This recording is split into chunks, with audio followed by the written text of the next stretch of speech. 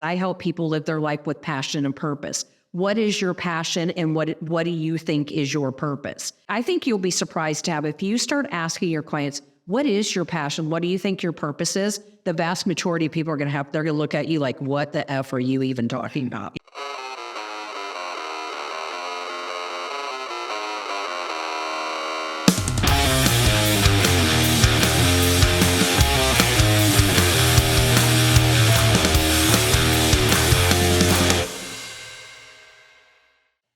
All right, Richelle. So, you don't live here in Austin, and you were planning a couple of trips to come out this way to possibly look at finding a nice escape from where to get away, which we all need an escape, right?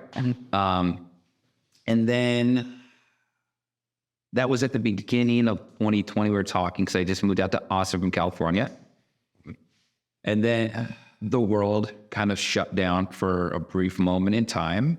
And we still had talked about, well, when you get your butt to Austin, we're going to do some haircutting. Today's that day, isn't it? Here we are. 3 years later. Literally, like almost pretty much like 3 years to the day. We know each other from working in the hair industry. Yep. During COVID times, that's what we call it. COVID times. COVID times. Dark age. COVID times. That was that app called Clubhouse that was really popular because people were craving interaction. Mm-hmm. I talked to you, I'm like, hey, it would be fun if you and I could kind of host a hairdresser workshop on what was like every other Wednesday or every Wednesday week. We did it. Yep. It was called Splitting Hairs, which I've now adopted for my podcast name. I really wanted to have you on that Splitting Hairs audio hangout with Clubhouse because you bring something very different to the table that's not necessarily hairdresser focused, right? Mm-hmm. For me, I always thought of it like the how Love Mike, like Dr. Drew's the clinical person who's like the brains, right? And then you had Psycho Mike, right? Yep. And he was like the fun guy, right? And he would kind of make the jokes and kind of add some, he'd lighten the mood up a bit. And he'd make like the analogies where like if somebody maybe wasn't really getting where Dr. Drew was taking it, Mike would step up and say something, oh, like this movie or this or that. And then it was kind of like, he would be sometimes a liaison. I viewed you as more the Dr. Drew person, especially when we're talking about how to stay motivated and positive mindset when your livelihood, and in a lot of cases, what defined someone's self-worth was their profession, which I don't think that just is isolated to hair, right? Correct. This is like a really long-winded introduction. Let's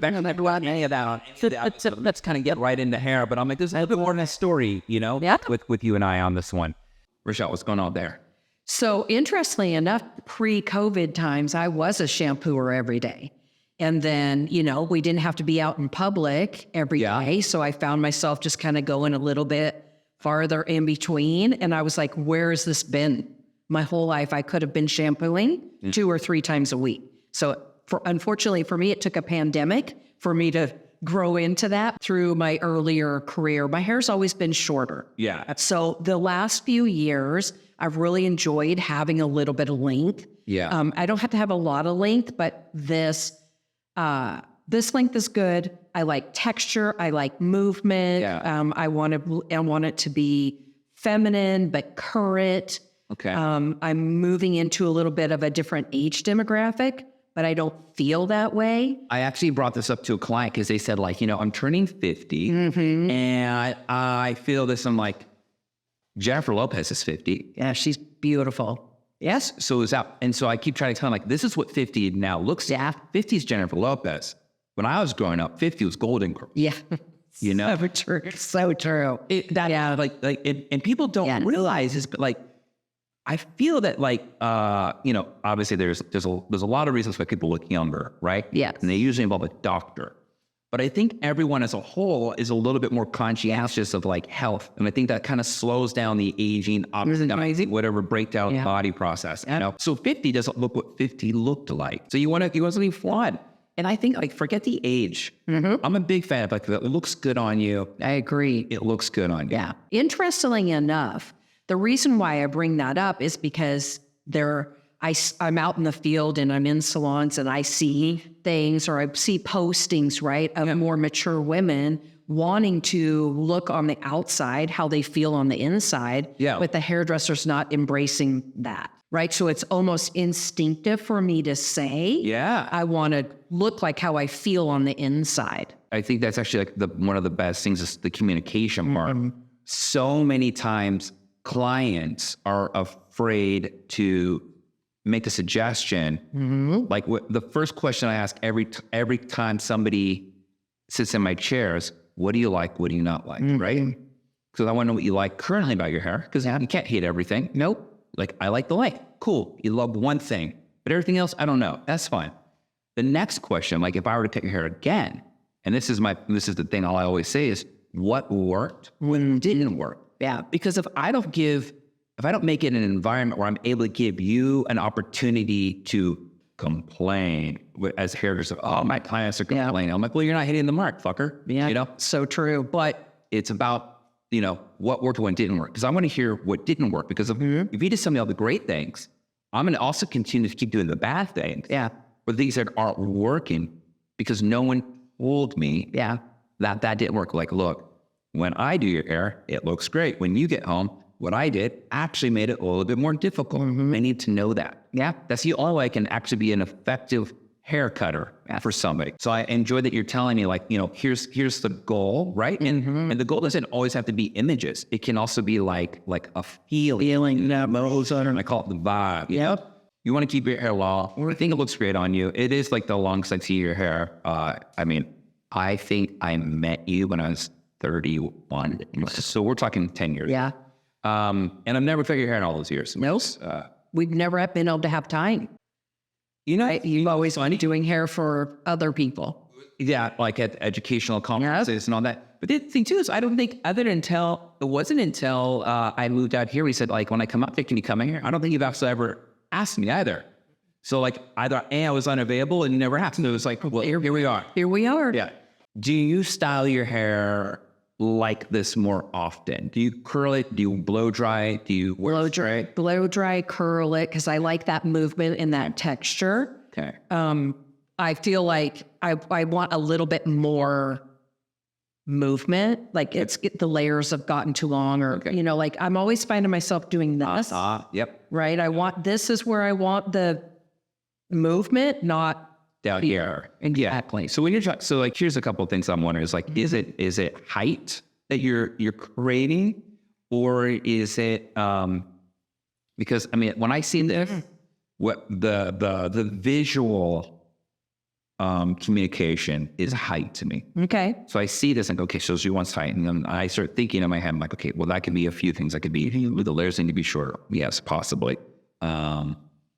Is she using the right volumizing product? Going to give her the height to the top? I don't know. How are you styling your hair? Are you using a round brush? Are you using too big of a round brush? That's coincidentally, people think, bigger is always better. It's not. No. Not brushes.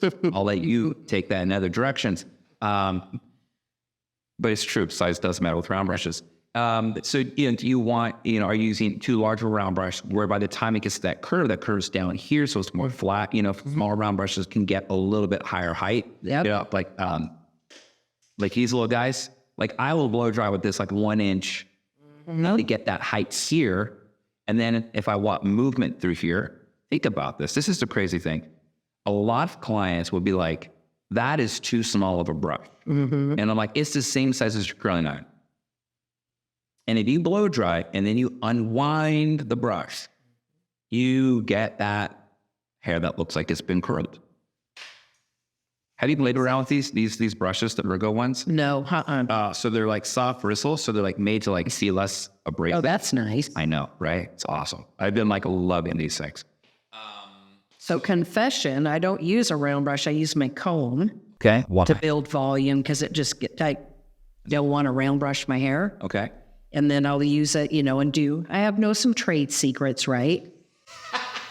So, I can't be, completely clueless. Yeah. And then I just let the rest of it dry. Or, I dry it and kind of just comb through it. Okay. So you're using not a lot of tension. No. Okay. No. And are you using any volumizing, body building, All of them. So we're talking like mousses. Yep. I'll have to go volume mist, root boost, mousse. I have them all. Yeah. So it just depends on what's going on. Do you find that some of them, because of the viscosity of the product, have a tendency to maybe weigh your hair down more?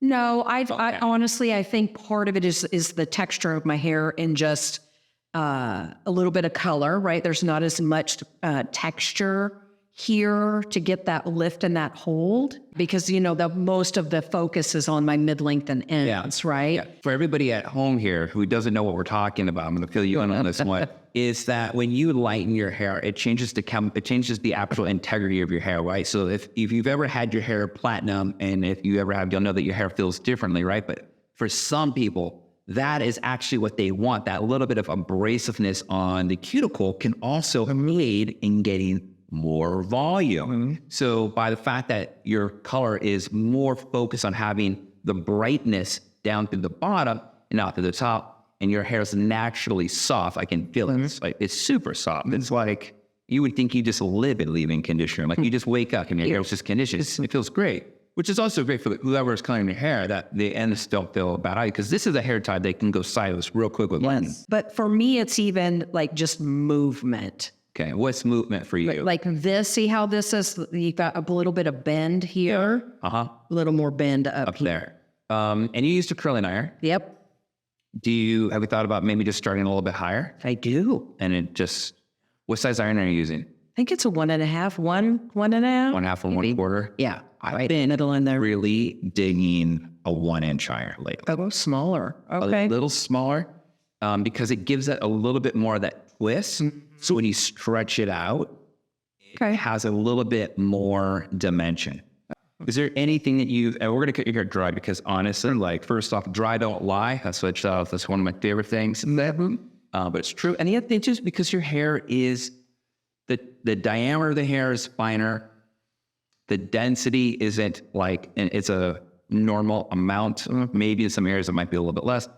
But if I cut your hair wet, all that hair is going to get fused together. And I'm not going to be able to see the nuanced areas that I need to cut into and make it for your haircut in particular. It's not about cutting all the hair. It's about just cutting parts of it. Mm-hmm. I'm open to what you think is going to look best. I'm okay with changing it a little bit too. I'm okay with having a little different vibe. Yeah. Well, I'm all within those parameters that I gave you. Totally. And you always part your hair right here? Pretty much. That's where it always ends up, no matter how hard I try. I am going to use a round brush. And this is just going to give a little bit of heat and tension. So I don't want to go through and blow it out flat. I just want to smooth out a little bit of the iron bend. Interestingly enough, the back of my hair is curly. And it's like the flat S shape. Okay. And then this whole front, from the ear forward, is stick straight. I understand what it's like to have different types of texture. And the very back of my head is almost coily. Coily hair. Yeah. Where people are like, holy shit, that's curly. I'm like, I know. Sometimes my hair was not as curly just because growing up, it did not work with all the things I was into. When your favorite rock star is Kurt Cobain, who did not have curly hair. Having curly hair, everybody's like, Sammy Hagar. I'm like, no, not Sammy Hagar. So now I'm vibing at Chris Cornell. So I was going to say, what about Chris Cornell? Chris Cornell was one of the greatest rock stars ever. Yeah. I have my son has longer hair now, or he's always had long hair, but I have a picture of Kurt Cobain hanging up in my office that's how I want my son to cut his hair. Oh, wow. When he's ready to cut his hair. Yeah, well. So I was telling him I was coming down. I'm like, you want to come down with me? He's like, not yet. I'm not ready. Yeah. So we'll get him. Get him. Sweet. Yeah. All right, cool. So we just got one straight, which is also really cool too, because when your hair is curled like that, I can't really see your haircut. I think I've told you before, there's when the beach wave epidemic happened on social media, it was so many shitty haircuts were being hidden by a really good beach wave. And then class were like, I don't know what they were doing with my hair. And I'm like, I know they're hiding the fuck ups with the beach wave. So it's also really good for me to see all this. My focus is going to be creating a little bit more right in through here, layering through the top. but not anything that's going to give a lot of structure. It's just going to be about putting like shorter pieces in. So that way when you do curl your hair, if you blow dry it or however you want to do it, you're going to get more movement. Obviously, it's always going to be down at through here, but just trying to jump this up. So that way, when you do bend it with the iron, which I think might try to go through a little bit higher up, you'll get some of that kick higher here. So it's not just always sitting perfect from the cheekbone. What's the elevator pitch for what it is that you do that I find so fascinating? I love that tap. I'm just like, yeah, I'm going to do such a horrible job of explaining it, and you're here to do it. So Let's talk about it. yeah, exactly. I've been in the industry for a really long time and started out really wanting to empower hairdressers in their technical skill, right? Okay. So color's my passion. My first day of color training, it was like, I heard angels singing, and it's what, where's this been my whole life? And then I very quickly after that discovered educating and wanting to share the knowledge that I'm getting with other people. Being a color specialist and an educator for about a decade, I discovered that while you can give people the technical know-how, that a lot of times it's what they're thinking on the inside. So like your mental mindset and how you view yourself, how you view the world, how you set yourself up for success or not success. Over the last 10 years or so, I've been really diving into how can I help empower people with their mindset and looking at the things that they do have control over that can grow them farther than what their technical skill can be. So you and I started on the Splitting Hairs Clubhouse because we were talking about during that COVID times, right? Yeah. Where people were not in a great mental place at the time, right? We were all like super, super discouraged and stressed and doomsday-ish, right? The amount of uncertainty was just, like crazy. Yes. And being in Texas during that time, COVID, the way, it was like, 8 weeks max? Mm-hmm. And after that, we were able to kind of go back to day-to-day life. Obviously, there were some, restrictions of requirements, but like nothing. We weren't shut down like how California was, or Michigan, or Pennsylvania, the Pacific Northwest, the whole West Coast from that. The full West Coast, yeah. And I'm not going to say it was a right decision or wrong decision. The point is that, if you're living in a spot that's in a lockdown, and then you're seeing somebody who's not locked down, there's this uncertainty of like, do I jump ship? Because I knew a lot of hairdressers. Well, screw this, I'm jumping ship, right? Yeah. One thing. The other thing was the uncertainty, and then the unknown of how long this will be. Mm-hmm. The seriousness of it also created a lot of anxiety. Yes. Which I think kind of shown when everyone was going back into the salon. Yeah. There was a lot of anxiety. People who are maybe, for whatever reason, had fear of going back. It could have been like, am I going to get sick? Somebody get me sick? Yeah. Can I still do it anymore? That was actually the one part of the conversation that I don't think that many people really touched on. They kept focusing on the fears of catching COVID or not catching COVID or that, where a lot of what I heard was, do I still have it? I now haven't done hair in like 4 months. Yeah. Can I do this? Can I take on a full day? And that was like the part of the conversation that I don't really think got as an industry attention. But when you have a one-on-one, like you and I would talk, and I would talk to the hairdressers, that was like the theme. It's like there's a lot of doubt. Yeah, for sure. And, I think that, if we want to see a silver lining in being not able to do our craft on a regular basis, right, is it really gave people an opportunity to just step back and determine what do you actually want your life to look like, right? The average hairdresser, I think things have definitely changed, but me growing up as a hairdresser, it was, you have to be available 24 hours a day for your clients. You've got to work on weekends and be there for them. But when you're doing that, you're saying no to the rest of your life.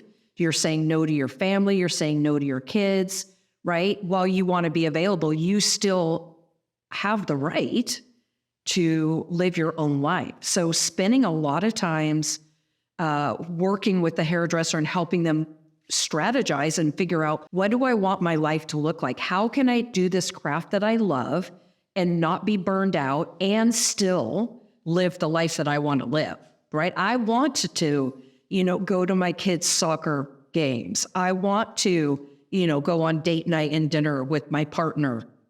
I want to be able to go on vacation and come back and know that I'm still going to have clients sitting in my chair.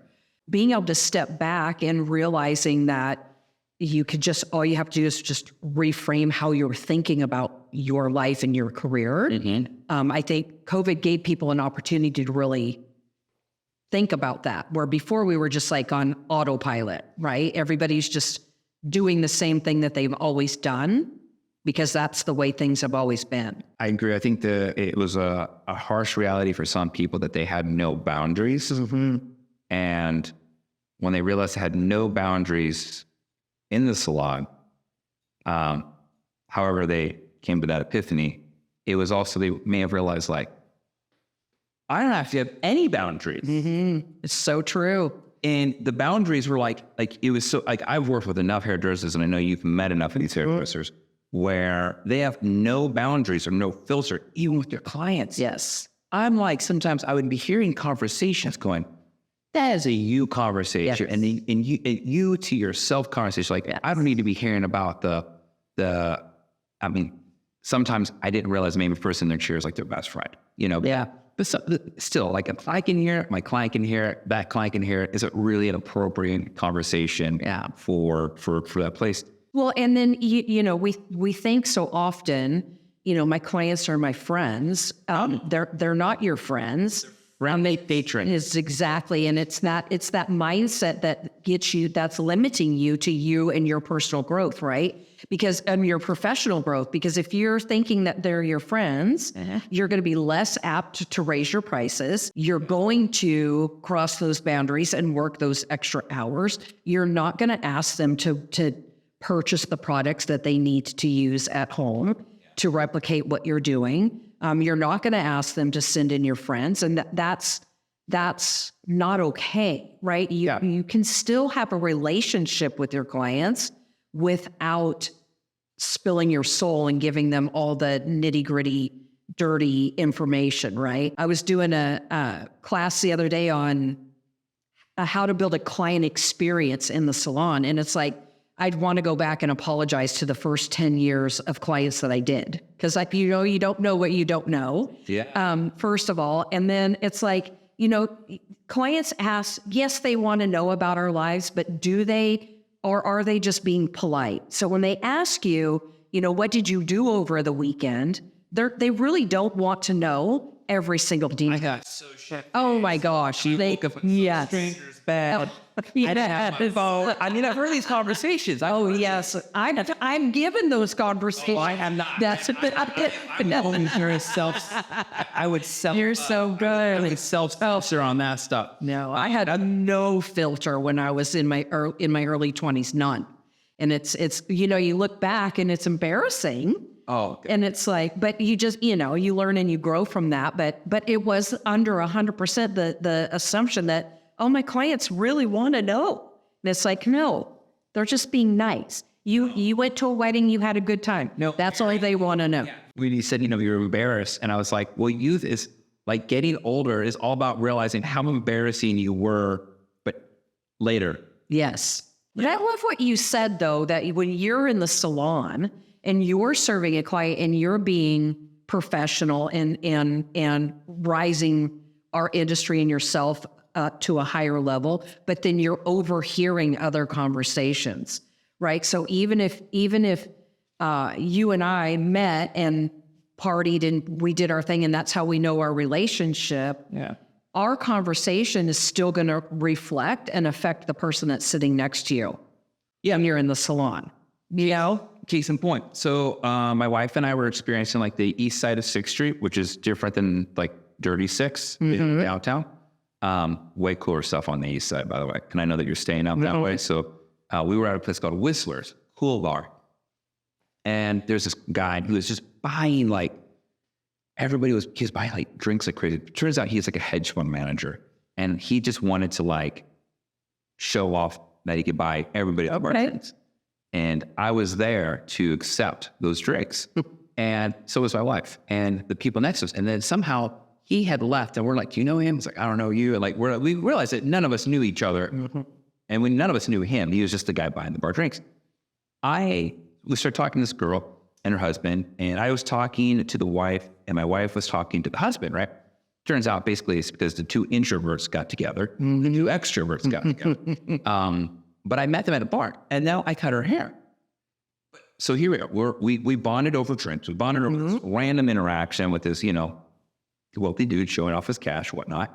But at the same time, every time she comes into the salon now, it's not like to get fucked up this weekend. We're not doing that. But I had a client or two, and they all knew each other.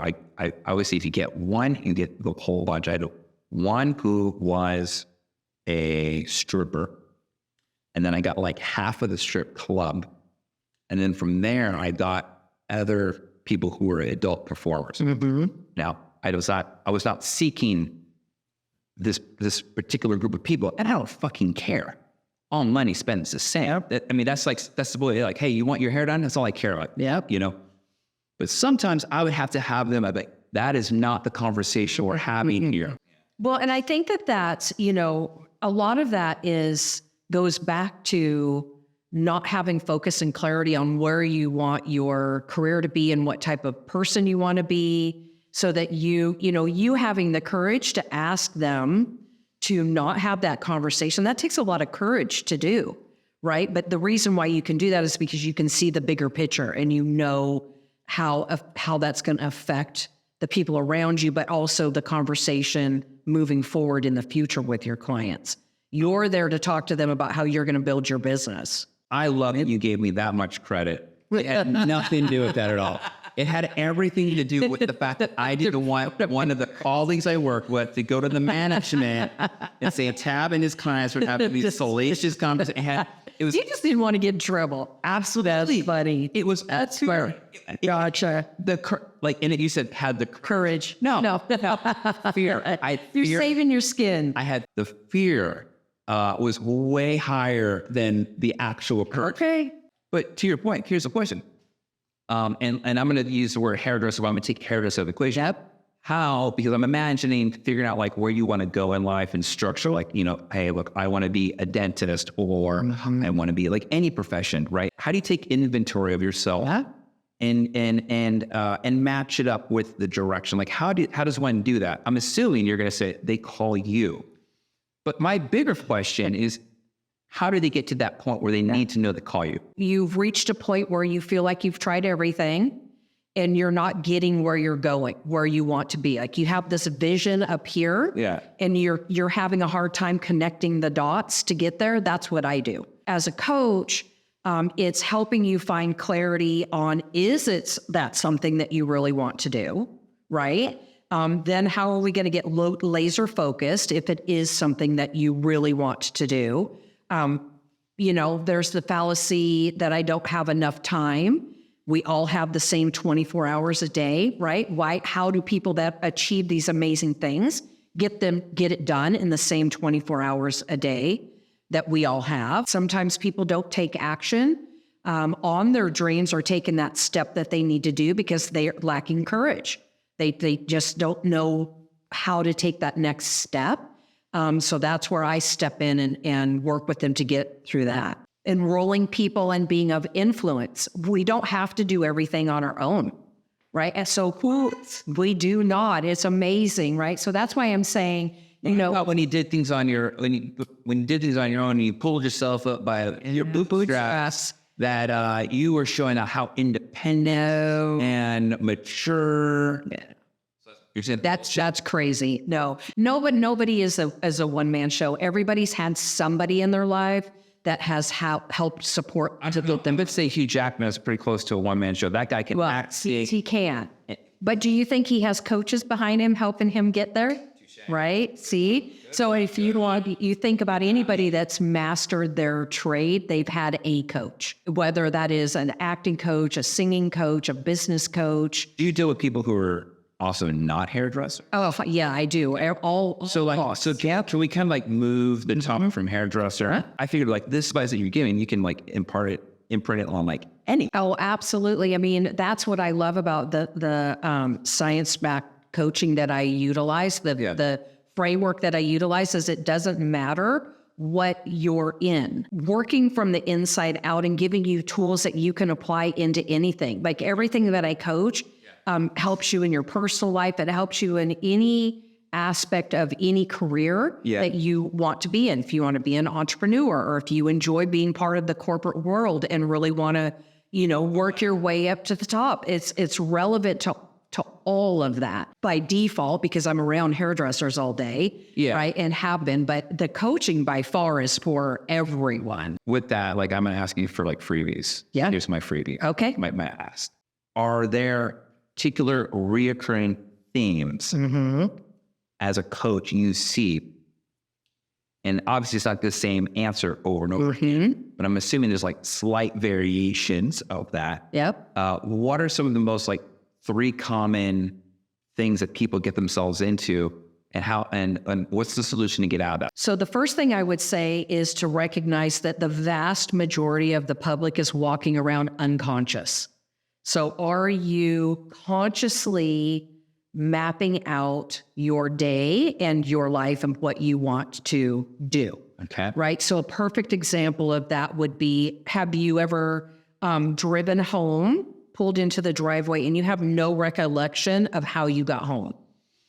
Yeah. We blame it on being tired. Yeah. Is it being tired? It could be, but mostly it's because you've done it so many times that you're consciously not aware of it anymore. So then your mind floats into something else. If you are just waking up and don't have a plan and a purpose, you are in your subconscious. If you're in your subconscious, you're going to go into and automatically do the same thing that you did the day before. Okay.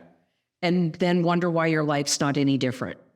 Sounds like the definition of insanity. It is, right?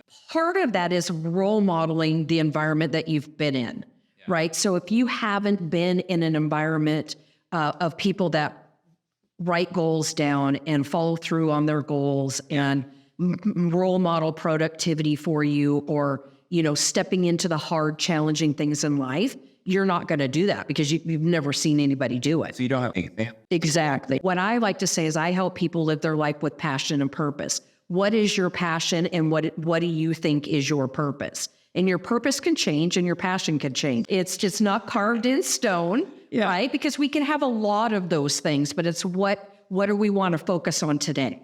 Yeah. Right? Where are we at in our life, and what's relatable to us in our environment that we're in? I think you'll be surprised, Tab, if you start asking your clients, what is your passion? What do you think your purpose is? The vast majority of people are they're going to look at you like, what the F are you even talking about? There's a guy I know, he's quite large on Instagram, Preston Smiles. Our kids were all together or something. And I remember he asked somebody, so what's your passion? What's your purpose? The person responded like completely like deer in headlight. The point I thought about is like, I agree with you. I think most people don't know what their passions are. And if they don't, and because there's no passion, there's no purpose to pursue the passion, right? Yeah. And if there's no passion, then they don't feel there's a purpose. It's like a vicious cycle. It is. Well, and I can tell you, from my experience and what really was my wake-up call, my husband and I were sitting on the couch one evening, and I was on like my second or third probably glass of wine, and he was leaned over in his chair. He just looked miserable, and I felt miserable. Like his physical expression looked exactly how I felt. Okay. And I was like, there has got to be more to life than what we're doing right now. I mean, we were on like our 4th or 5th hour of TV, and this was a habit that we had just created. And I was like, there has pre-COVID. Yes, what for clarity, because a lot of people that way in their lives. Exactly. So I said it's also more of a aha, like this was before COVID. Thank goodness I had it before COVID, because then I would have really been a hot mess during COVID. There's got to be more to life than this.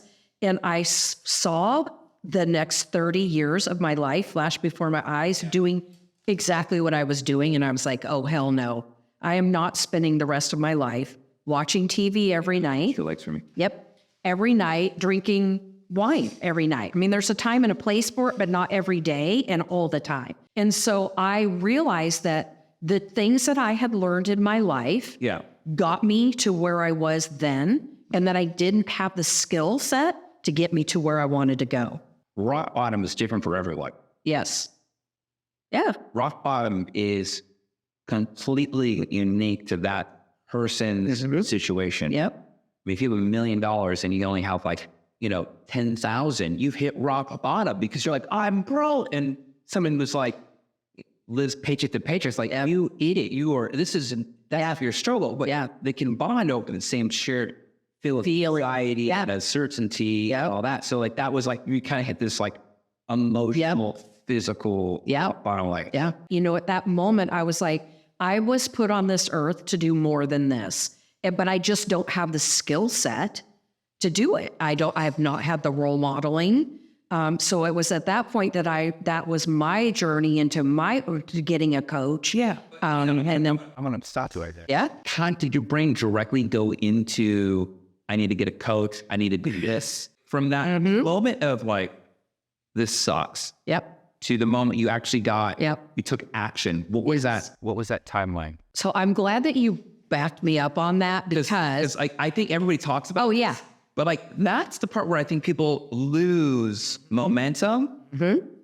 I'm always in from pure experience of having thoughts and then taking no action. Or a year to get there. Okay. To back up a little bit, I'm a total reader. So I have spent years reading self-help books, listening to the podcast, watching the live streams, doing all of those kind of things prior to that epiphany that I had on the couch. Even being someone that was at that time into my own personal development and the psychology and trying to do all the things that I needed to do to build a life that I wanted, it was that moment that I realized that wasn't going to do it for me anymore. Like I needed someone to help make things clear or bring it a little bit clearer, but also a sense of accountability.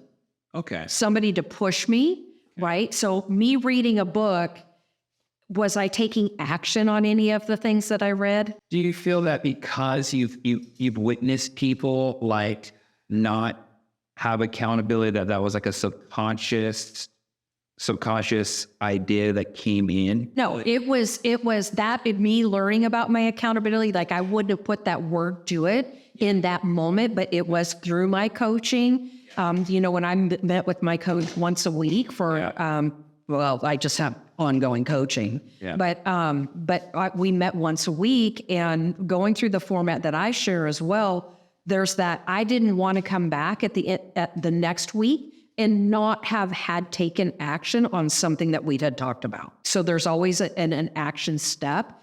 But then at the same time, because we're human beings, right? And life happens. Yeah. So, there's times that you don't take action for whatever reason, and then you coach through that and find out what was the distraction, or where, what is there an element of fear there, and let's talk through that and work through that, right? So it's not being a cheerleader and saying, yay, good for you. How are you feeling? What's going on? It's here's some actual action steps and strategies to help you overcome why you didn't take action on that. So for me, I just realized that all the books and the podcasts and the small brush. All right, I'll get a small brush. I have one. I have a beauty supply house in my house. You have a beauty supply? I do. I have one of everything. So that's really, I realized I couldn't do it on my own. Okay. Right? So this isn't counseling. I didn't need a counselor to talk about traumas and, what my upbringing, what it was, and why am I not doing these things? These are the things that work for the world's top high performers. So how can you incorporate these tools into your day-to-day life?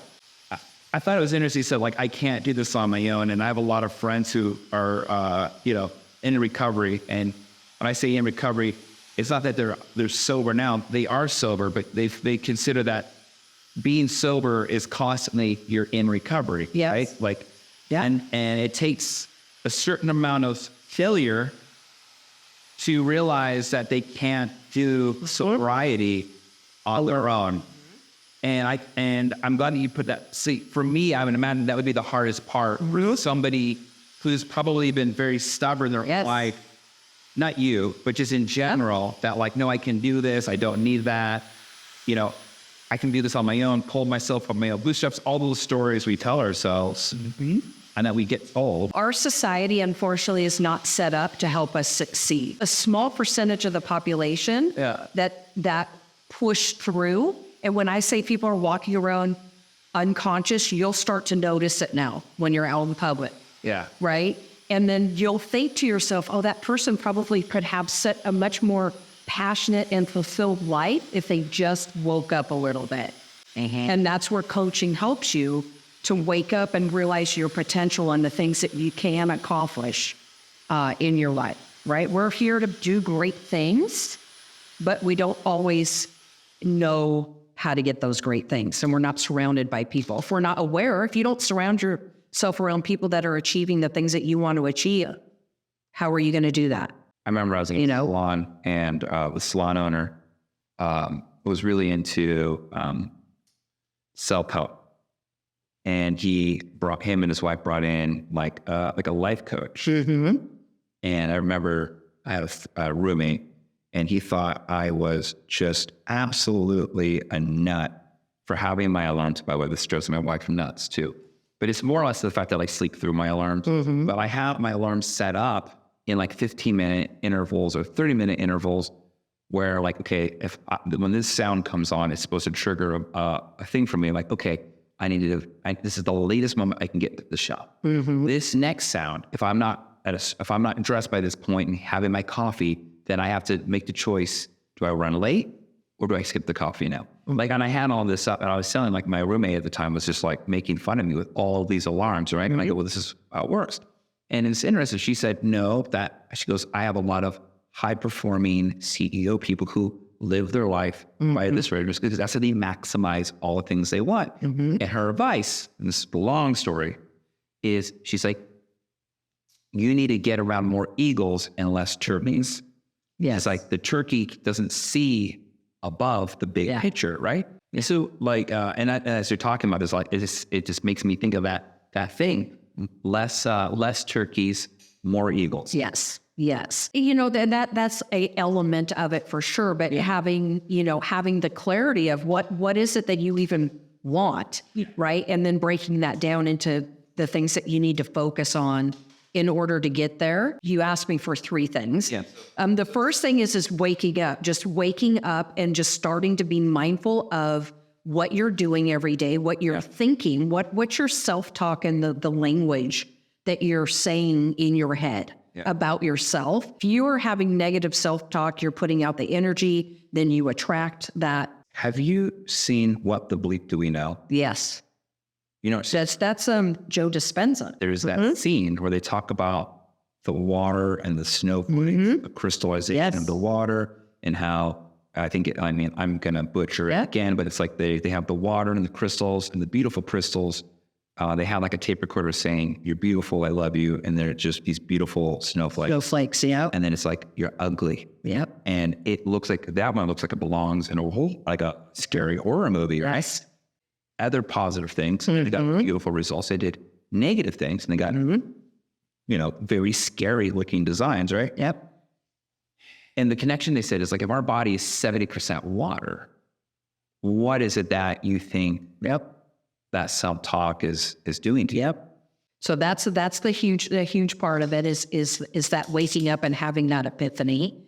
And then after that, I would have to say, the things that always come back to me when I fall out, because I'm human too, even though I have a coach, we all go through our seasons, right? So every time I'm not... Call it seasons. Seasons, right? I like that. I'm going to start using that. Yes. That's great. So, so when I'm going through a season, I'll say, and I'm not being my best, or I feel like I'm spinning my wheels and not getting anywhere, I've slipped into my subconscious thinking. I'm not consciously thinking about my day. I'm not planning. I no longer plan and like put out block time on my calendar. for the things that I want to do. So let's say I'm being intentional on my day, but I'm actually putting it in a planner. So you're writing it down? I'm writing it down and using block time. I ask you something about that? Yeah. As somebody who's giving advice in the situation, Yes. would you say that writing it down is more or less effective than typing it in a calendar? Writing it down is more important. There's a connection between our brain and our hands. I don't know what the scientific is behind that. I'm saying this is But like an anecdotal. it is 100%. And so there's a connection that when we write things down, physically write them down, our brain remembers them more. Having a planner, you're intentionally taking the time to map out what you want to accomplish each day, right? So let's say right now I'm in the middle of creating social media content. So I have to, in my planner, write down what day and time and how much time do I want to give it that I'm going to commit to focusing on working on my content. Yeah. Now, I've already predetermined, like if I'm going to do Sunday, I'm willing to give an hour, right? So I'll set a timer for an hour, put it on my calendar at 10 o'clock. I get there Sunday, I do my thing, and then that's moving the needle. I might only have 15 minutes on Sunday, but I took 15 minutes to think about it.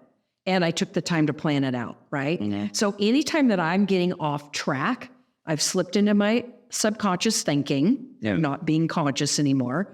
I'm not planning and I'm not taking care of my actual physical well-being. Mm-hmm. So that is moving my body, whatever that looks like, eating healthy, and getting the proper sleep. Number one, what do you think out of those three things? What's important? You have to become conscious.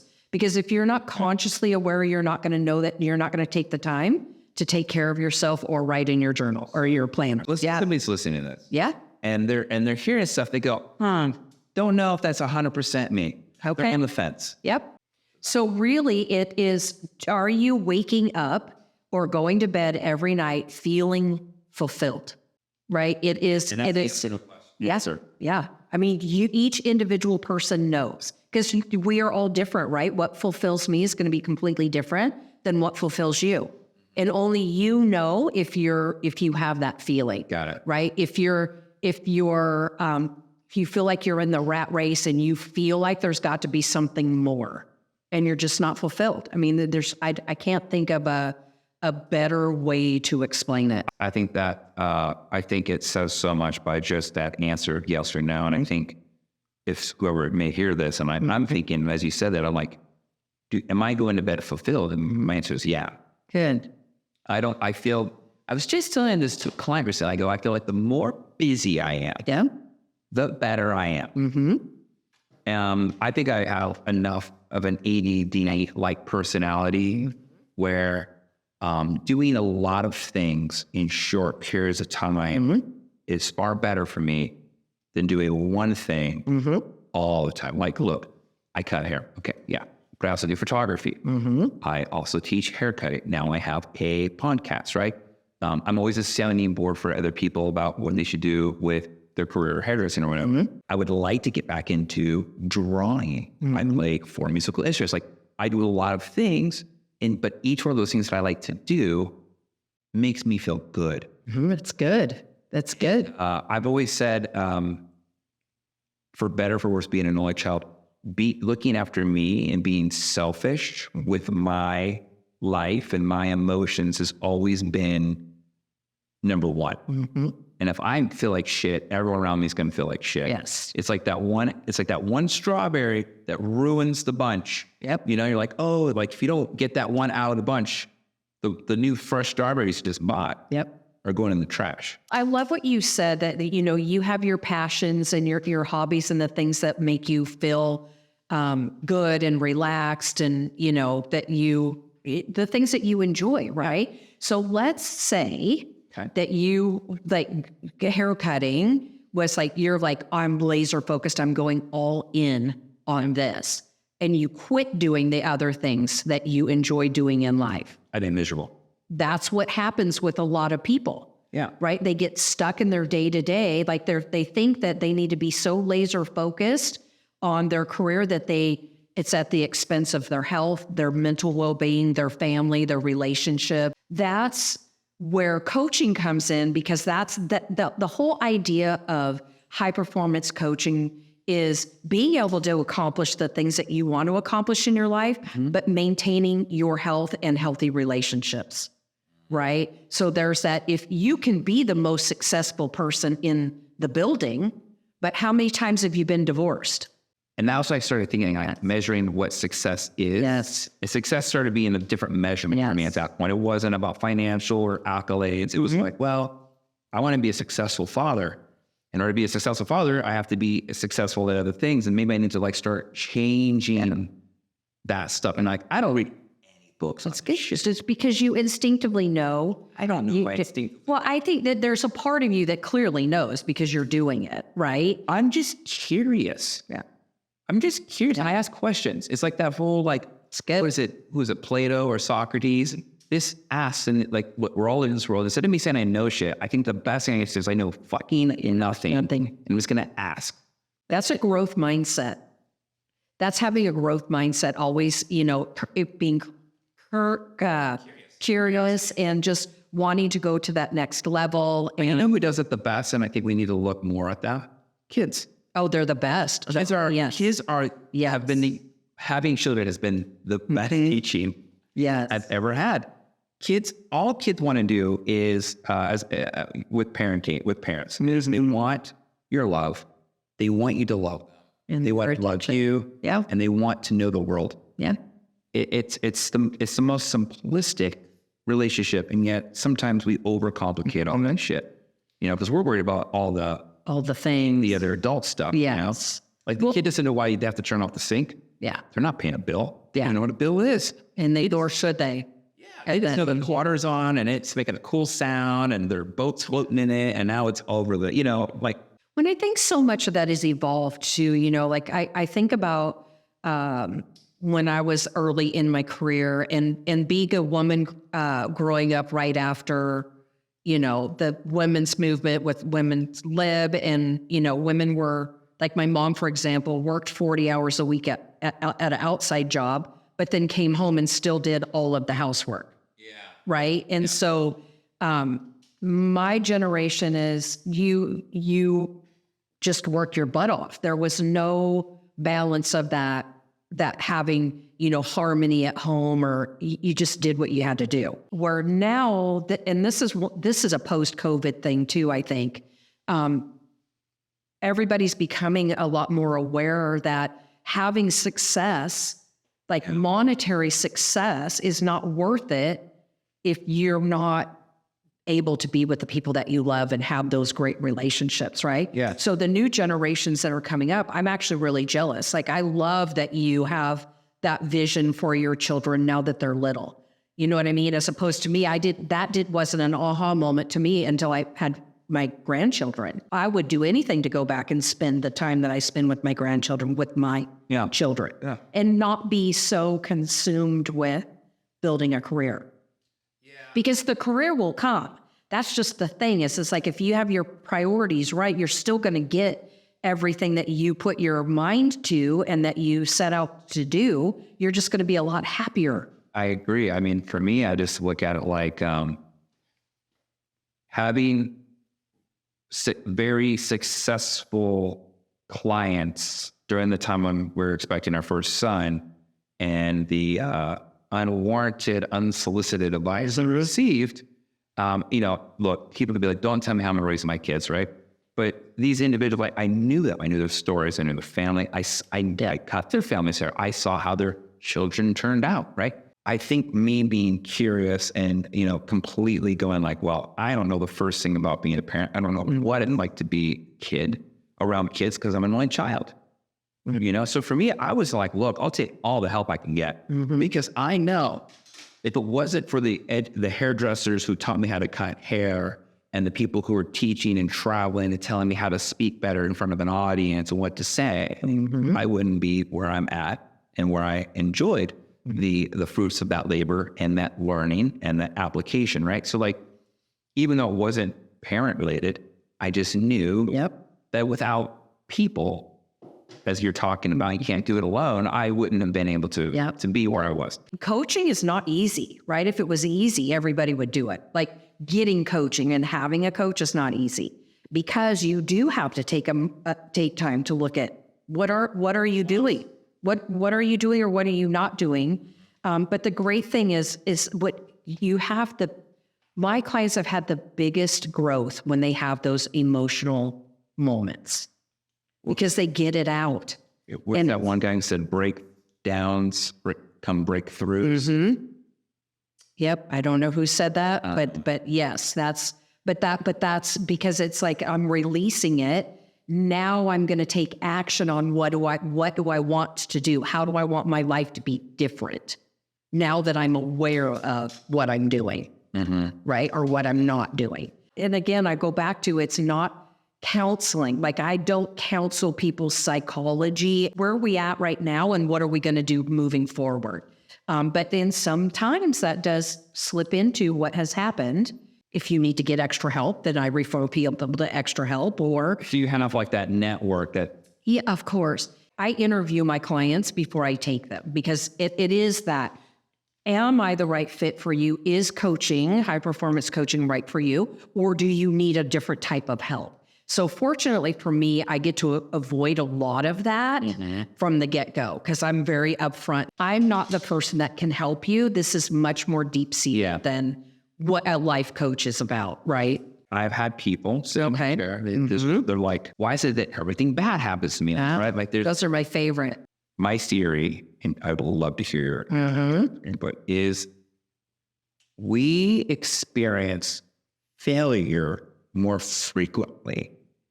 So when we start on that path and we start feeling different things that are unfamiliar, we mistake that fear for something when really we're on the right path to success. So we stop right before the moment of greatness because now we're experiencing these new emotions that you've never had before. And that's scary.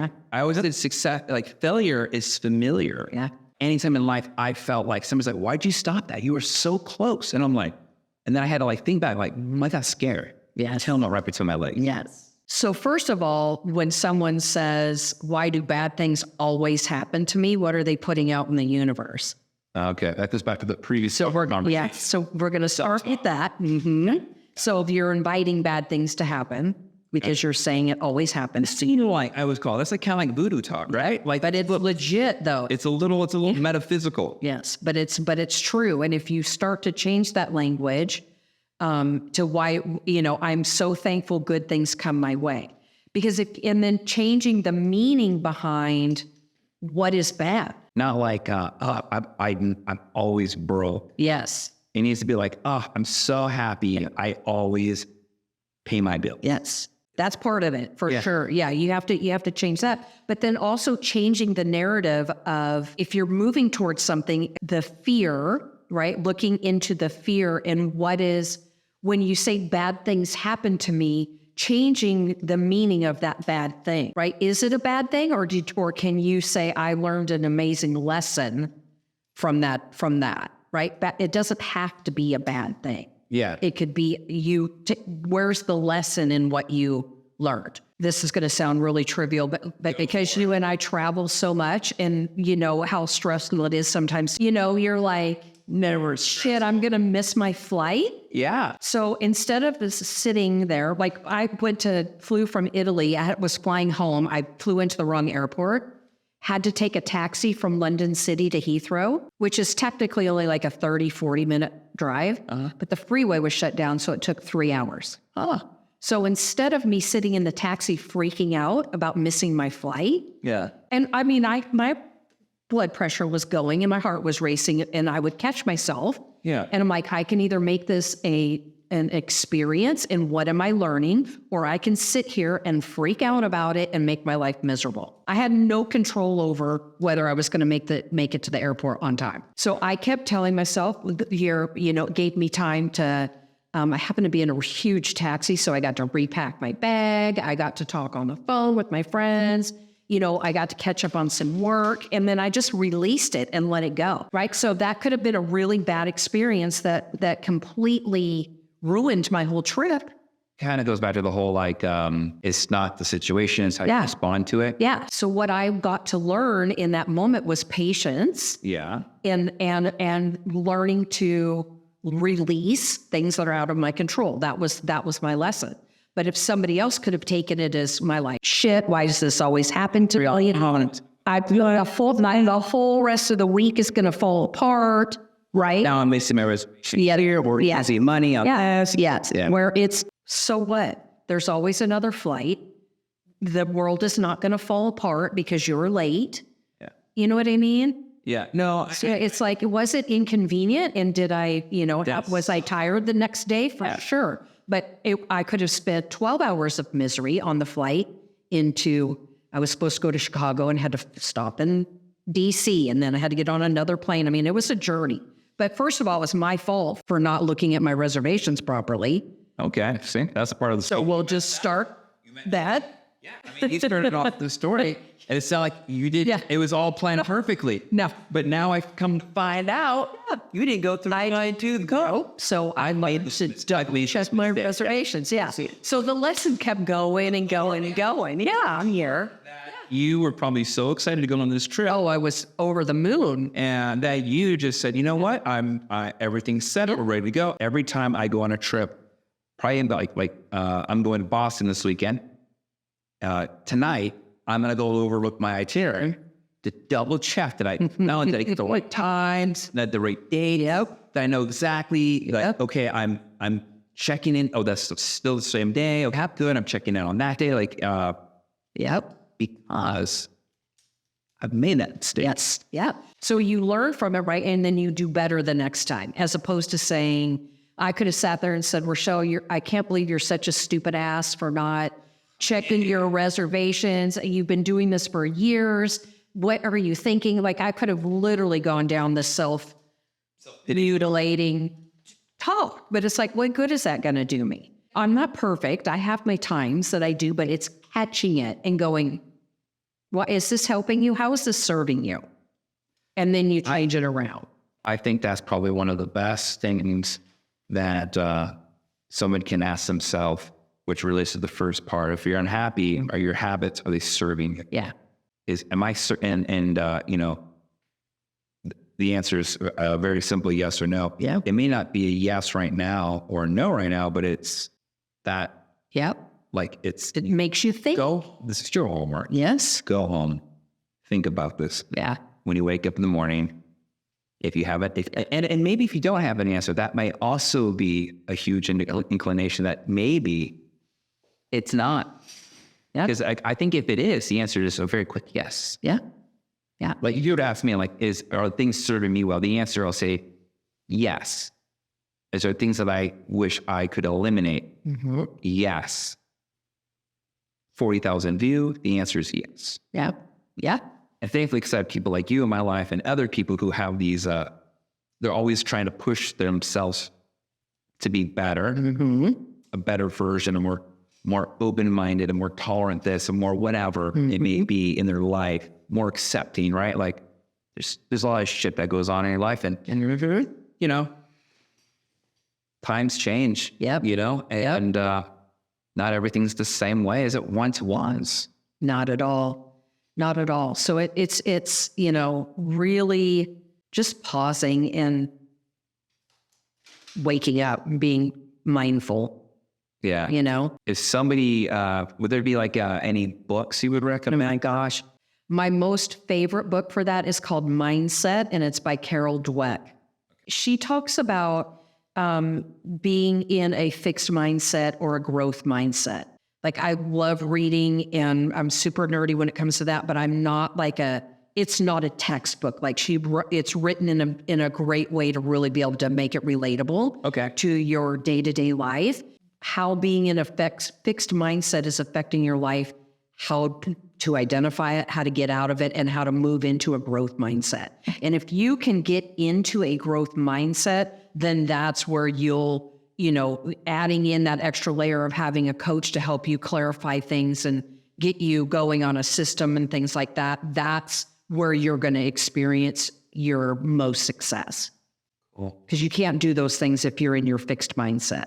when I first start working with a client, that I like to reference to them. Another one is High Performance Habits by Brendan Burchard. So that's a good one when you're really ready to just like, what are there's 6 scientific things that high performers do, which is what my coaching is based off of. If you're in a place where maybe you want to read a book and kind of see what coaching, like high performance coaching that I do would do for you and what we would talk about, that would be a great book to start with. Okay.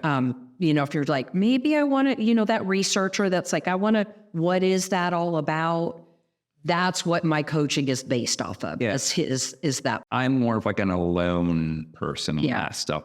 And it's not that I don't, I also think I'd probably do great if I had a coach or something like that. Mm-hmm. I think I tell myself that I can do it on my own. Which to me, that's a clue that you would do even greater with someone. I think I also have enough friends who we talk about these things that I feel like in some way you're sparring with an equal or better person. There's a phrase like iron sharpens iron, right? So like I feel like some of my friend group, some of my closest friends, we do that. Is there skill sets in a direction that you need to go that your network now is no longer serving you?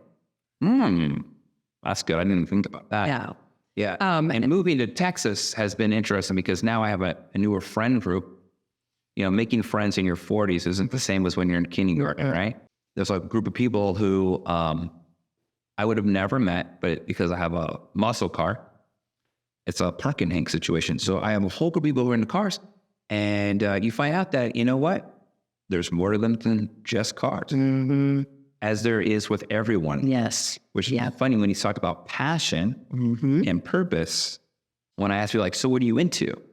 They always go, like, what do I do for work? And it's so sad that people define themselves by their job. Yes.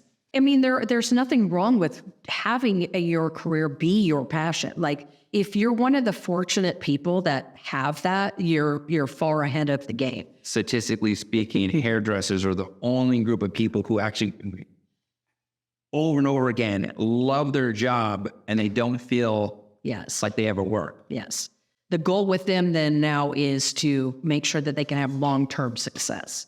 Not mentally and not hurt their bodies. Yes, mentally and physically. Weird. Yes. Tai Chi yoga. You work with them with their body, and I work with them with their mind. All right, look back real quick. I'm just going to press this up in your hair. And then they can have a beautiful, long, successful career and enjoy all the things. No mental pain, no body pain.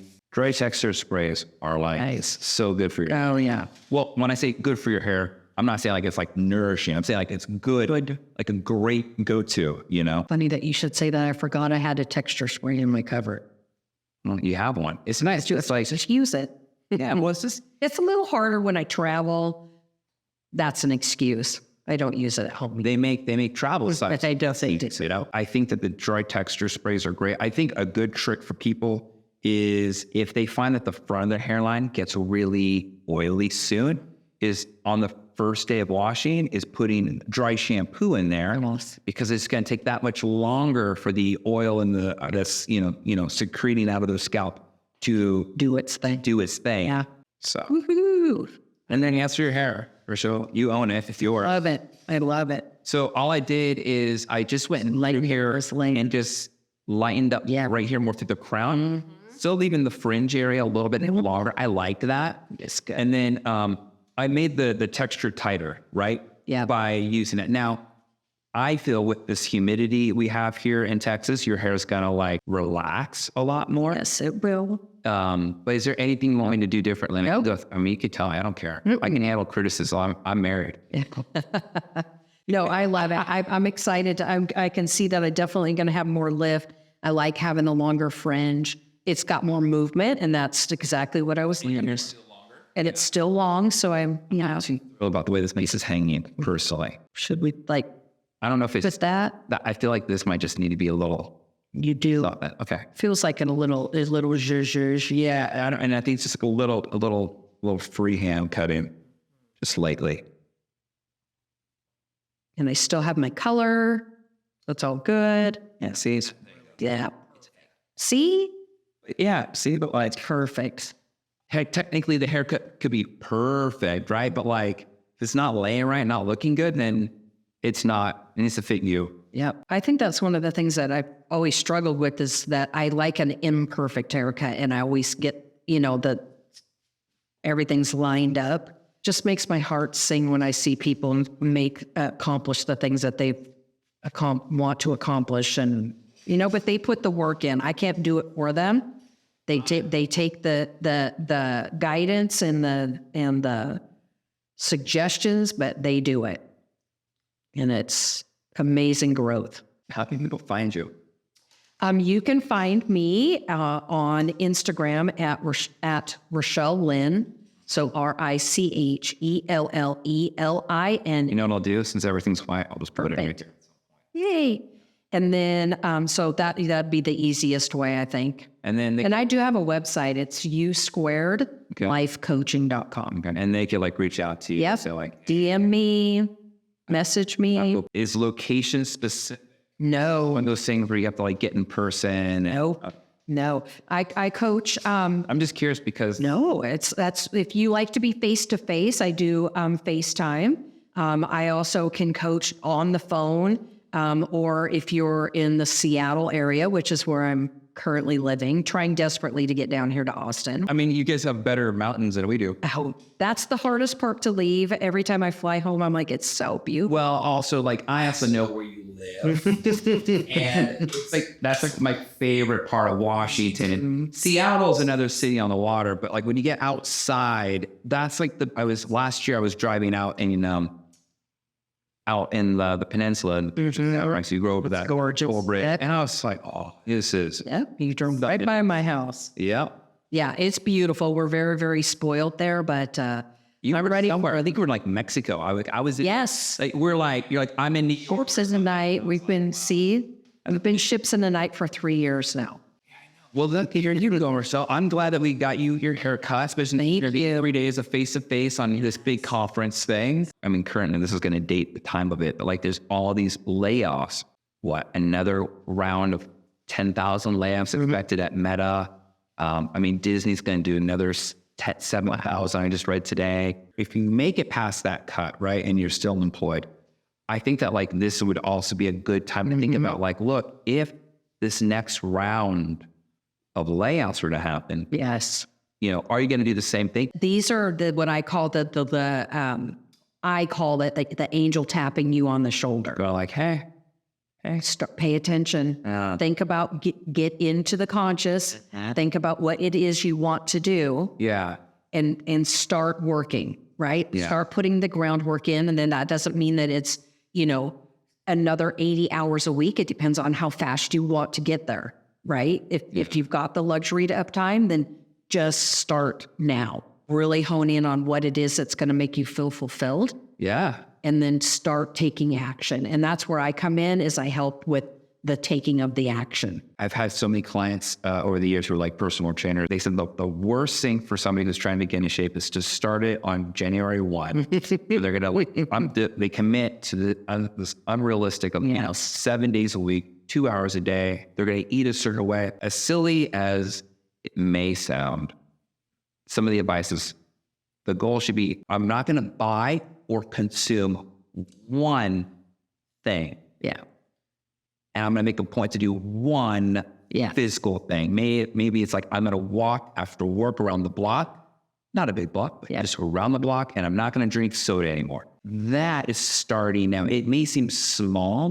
But you know what? An avalanche doesn't start big. It starts That's good.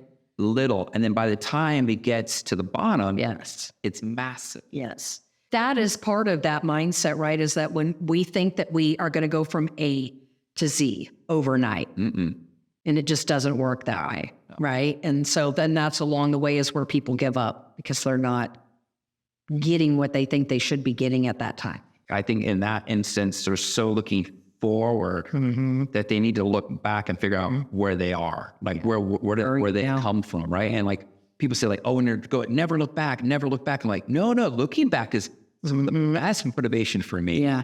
like where I started cutting hair and where I'm at now, if I didn't look back Yes. in the very beginning, I would feel like I haven't accomplished much, maybe where I was 5 years ago. Because where I was 5 years ago is a lot closer to where I am now, but not where I began.